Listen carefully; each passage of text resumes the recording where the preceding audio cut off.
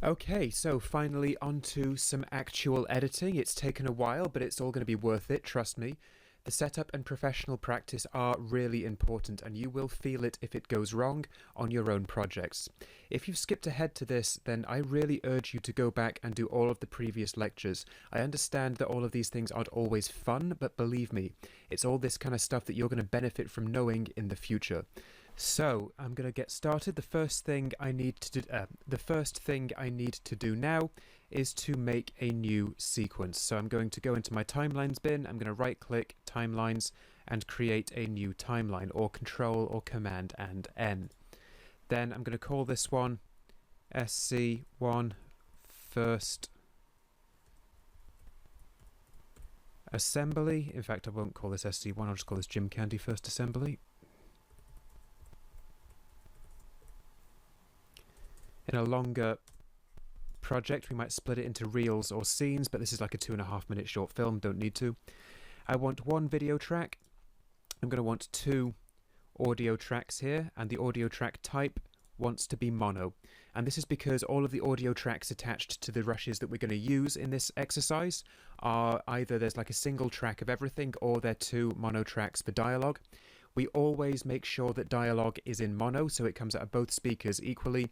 It's therefore got maximum readability. We can hear it, we can make out what's being said, because of course speech is like the most important sound in any given project most of the time, right?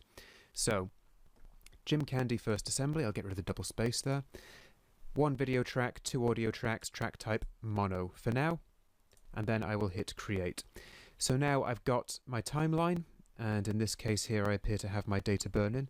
If you still have data burn-in on your project, although you shouldn't because I turned it off before I saved it, go up to workspace here, and then data burn-in, and then we just uncheck any checked boxes, and that will disappear. There will be a watermark burnt into all of the rushes, though I rendered that into the actual video footage. So I'm going to go to my scene 1 Jim interior and into my rushes, and let's get started. Now, on my second screen, I have got my script open, so let's take a look at the first part of the script. Interior, Jim, day. There is a row of exercise bikes and a slick Jim, Byrony, 21, full makeup, perfect hair, da da da da da. So basically what we're doing is we're establishing the location. We need to see several kind of idealized people working out, and then we need to land on Wayne, who is our main lead. So let's take a look at what we're doing up here. So I want to make sure that I've got my description and my keywords active. Okay, my keywords are up there, and where's my description? I'm going to bring my description back over here, because I want to be able to easily navigate all of my footage. So let's take a look. So mid-tracking shot of Jim patrons ends on Wayne. Excellent. So, whoops. Let's take a look at what we've got here.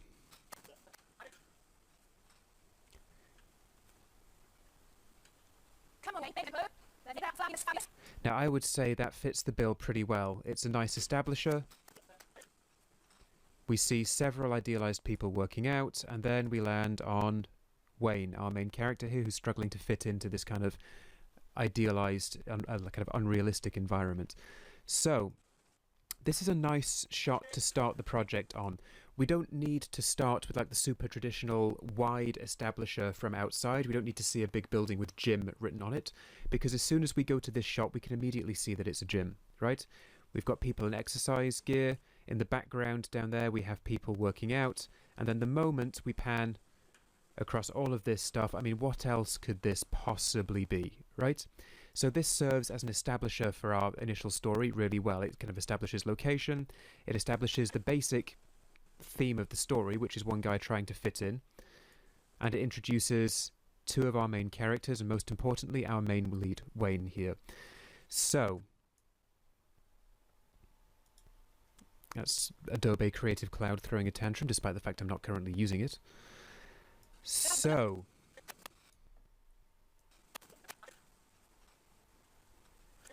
we need to choose a take. Now we've got 5 or 6 takes down here. I think I've included 5. And the big thing about this take is that, okay, so this shot, I should say, All of this stuff up here is much of a muchness. People walk around, track across, one guy checking out his stuff, and then here. So the big thing here is going to be Wayne's expression and the trainer's delivery. Come on, Wayne. Maintain the tempo. Let's make that fabulous fabulous. So it's down to whether or not we like the expression of Wayne, because he has no speaking parts in this scene, and then it's down to the delivery of the trainer. So that was okay. Let's take a look at a few others. And reviewing your material is just what we do a lot of, so we have to get used to doing this. Remember, J, shuttle backwards, L, shuttle forwards, K is pause. Come on, Wayne, maintain the tempo. Okay, I don't like that delivery. I like that expression. I don't like that delivery. That tempo thing at the end is a little bit awkward, so I'm not going to use that one. Come on, Wayne, maintain the tempo. Let's make that fabulous fabulous. Okay, let's take another look at this one. I think that was good. Come on, Wayne, maintain the tempo. Let's make that fabulous fabulous. Okay, I like that. I like Wayne's expression. Come on, Wayne, maintain the tempo. I particularly like that little head movement when he says tempo. That just works for me. It adds a kind of adds an energy, it adds a kind of urgency to the delivery. So I like that one. I'm going to put a mark down here.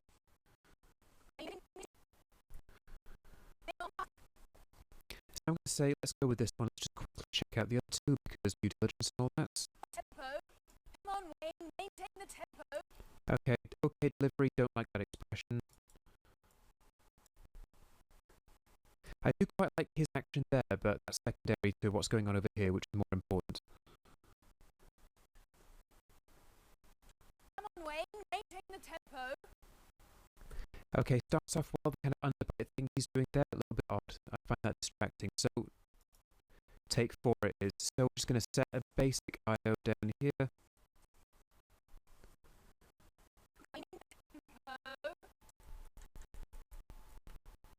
I want to give her a bit of breathing room, I don't want it to turn back, so that's about that. I'll place my outpoint there. So remember, I to place an in point, O to place an out point, then it's F9 to insert F10 to overwrite. So I've now got my first cut down here on the timeline. Now, you'll notice that the audio is a little bit bleak at the moment. That's because in this project, I did get rid of quite a bit of audio recording and kept basically the dialogue stuff. Because that's a lot easier to deal with in your first project. There's a lot to dealing with audio, and we will eventually get there. But for now, I just kept the best recordings of the dialogue, which means later on in the audio edit we are going to do. We've got a fair bit of track laying, kind of sound design to do to really sell this location, but we will cross that bridge when we come to it. Come on, Wayne, maintain the tempo. Okay, cool. So that's a good first edit. Now, we need to think about how we're going to tell the story. What is the best combination of material we have over here that we can put down here in order to tell the story? So, let's take a look at what we've actually got here. And what we have is contrast. Not as in light, dark, colourful, not colourful. We have contrast in theme, kind of contrast in the type of characters we're dealing with. We have this very idealised, kind of trendy, modern workout aesthetic going on. Then we have poor, realistic old Wayne, right? And we have the trainer here trying to encourage him to change and be part of the cool crowd, be part of, like the idealised crowd that he's trying to join. So this contrast is extremely important. Now, the abstract parts of the story, like the formal abstract parts of the story, the actual kind of what this is about, guy trying to fit into a different environment, is very, very clear in the shot. We establish our location, we establish what is considered normal for this kind of story world, and boom, this guy. So we've got that kind of concept of our contrast being set up. What I want to do now is I want to make the contrast between the trainer and Wayne really, really obvious. So the next shot I want to use is a close-up. And I'm going to choose a close-up of the trainer because I want to make the trainer's emotional state really obvious. Then I'm going to cut to a close-up of Wayne, and the difference between the two is going to be very obvious and quite effective at that point. The most emotive and kind of easiest part of the human body to relate to is the face, because it's where all of our kind of emotional expression happens. That's where a lot of it happens. So the closer you get, the easier it is to read and by extension empathise with the emotional state of a character. So I need to look for a close-up of the trainer down here. So down here, 14, I've got close-up of trainer encouraging Wayne. Let's take a look. Let's make that fabulous. Okay, that's okay by itself, but doesn't have the same energy as the last one. And there's a lot of this kind of review going on when you edit. You just have to keep watching the material, keep getting familiar with the material.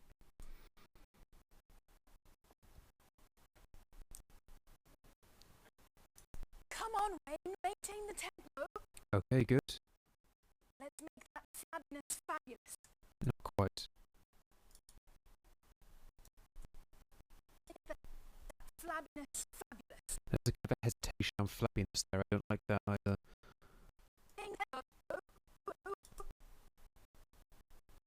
Let's make that fabulous. Good. I like that. I like that kind of almost Joker-like grin at the end of the statement now. She's kind of really too into this. She's clearly oblivious to this guy, yeah? She just thinks everybody can do this. This is normal for me. And that contrast between the two is what I really want to play off of in this initial kind of exchange. So, also, it's got the added bonus, a bit of action continuity here. We end with her looking to the right, and she's looking, and she is looking in more or less the right place on the shot as well. So we've got a bit of continuity between the shots.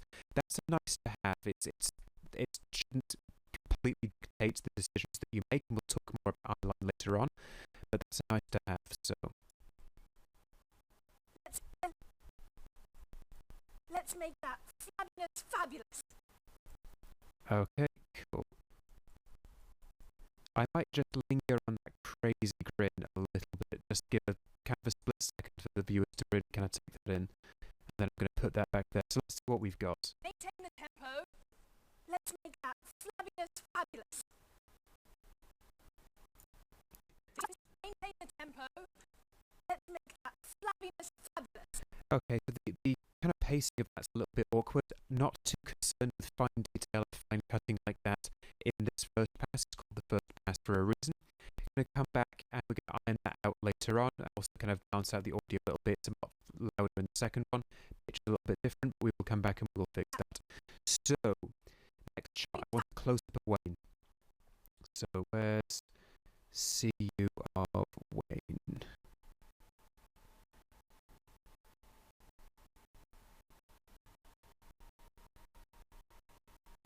Weight stack, shoelaces, close-up of Wayne on bike. There we go.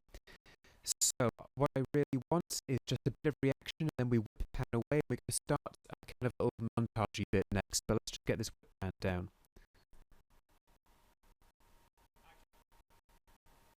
Come on, Wayne, maintain the tempo. Let's make that fabulous. Okay, don't like that.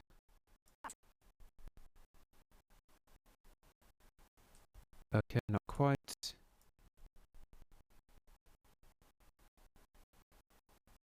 I quite like that one. You're kind of offended, but we don't have the kind of comical, exhausted expression that we're looking for. This is better. Okay, cool. And I'm going to put my point here. And then we have to cut out mid.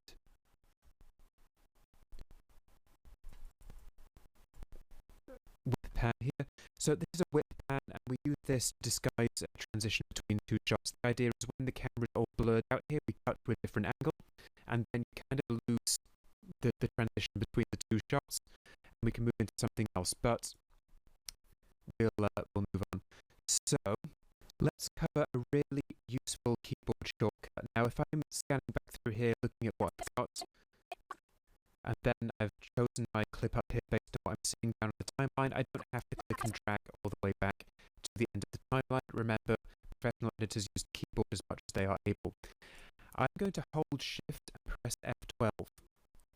And what that does is that appends my current edit to the end of my timeline in the active track. And we'll go over active tracks and what they do later on. I've only got one video track for now. But what this means is I don't have kind of like drag around and go back, I can be like back here and think, oh, I want to make an edit on the end now. Shift F12. Boom. It's right there on the end of my timeline, no matter where my cursor is, no matter where my playhead is. So I think that's a really useful shortcut. So now let's take a look. Snapping is fabulous.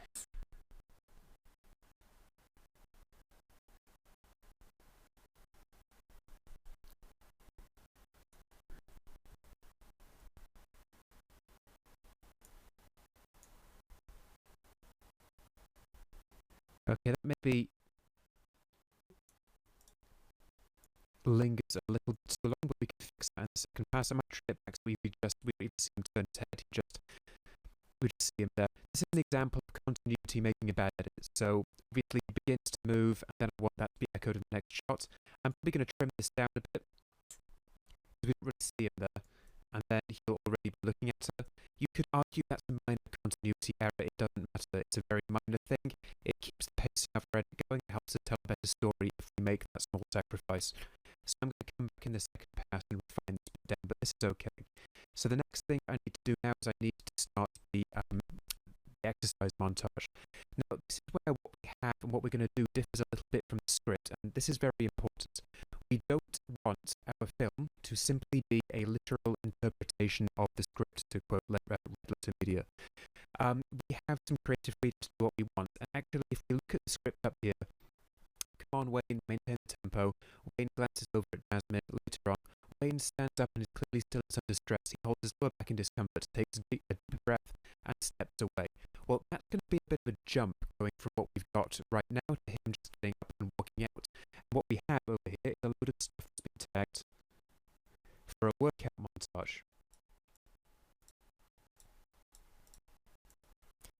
So, what I want to do is I want to cut a little kind of workout montage so that he really is putting the effort in, and then I can have him in pain, holding his back and walking away. So I get that extra little bit of characterization for Wayne, because it's not like he's completely hopeless at this. He is genuinely putting the effort in. He's just at like a beginning phase of a workout where everything is very difficult to do.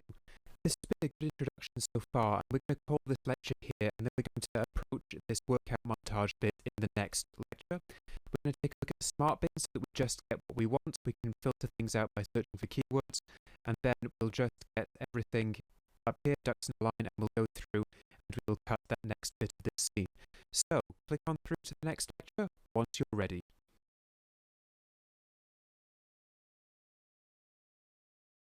A fair bit of stuff to it. So what I want to do is clear out all the extraneous stuff